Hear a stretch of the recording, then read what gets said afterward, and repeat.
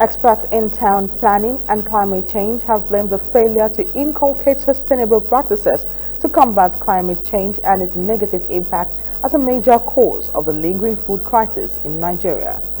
This assertion came to the front burner in Lagos on Tuesday at the second Femi Olomola lecture with the theme Climate Change and Food Security in Nigeria, Challenges and Solutions by the Lagos State chapter of the Nigeria Institute of Town Planners and Association of Town Planning Consultants in Nigeria. The executive director of the Nigerian Stored Products Research Institute, NSPRI, Professor Lateef Sani, made it clear that Nigeria's ever-growing population portends great danger to the country while shortage of food was increasing. He made a case for the effect on climate change on plantation of harvesting and transportation of food crops, as high temperature played a significant role in limiting food security. The state chairman of Nitp, Tayo Awomusun, and his counterpart at Atopcon, David Olawale, said Nigeria cannot afford not to inculcate sustainable practices to confront climate change and food insecurity. Change. Either you are talking of political leader or you are talking of theory, it is in front of us, staring at us. It has implication on agricultural produce. When you are expecting to harvest your wet tomato to take to all these food basket joints that Olomola just created in Lagos, I must commend you.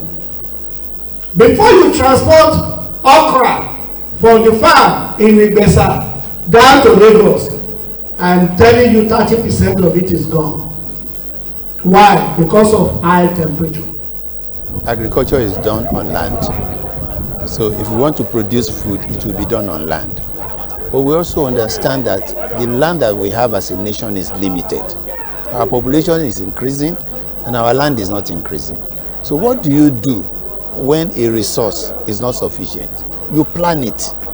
So for Nigeria to be able to excel in food production, planners have to redesign, replan this nation so that there will be sufficient land for food, while there's sufficient land for grazing, and there's sufficient land for housing, and there's sufficient land for industry, and sufficient land for every other thing that we need. Without it, we cannot make a headway.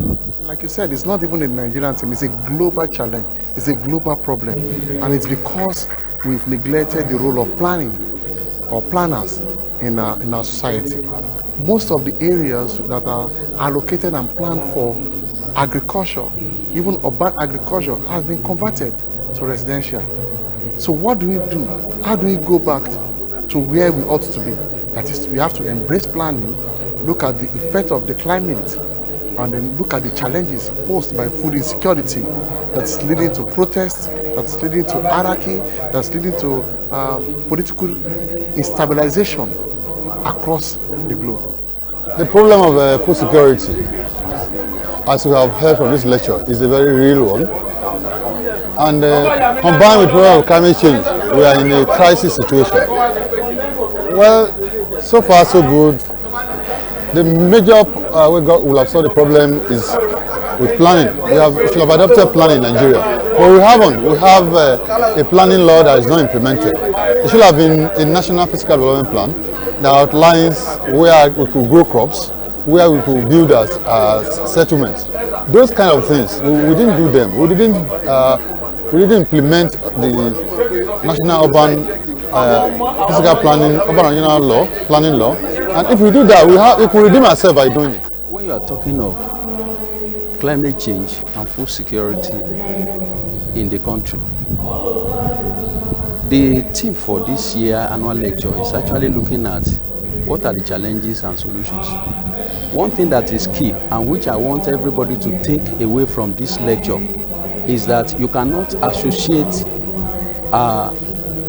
climate change and food security from, you cannot dissociate it from urban and regional planning profession. It is only when we plan adequately that we can find solution to this problem.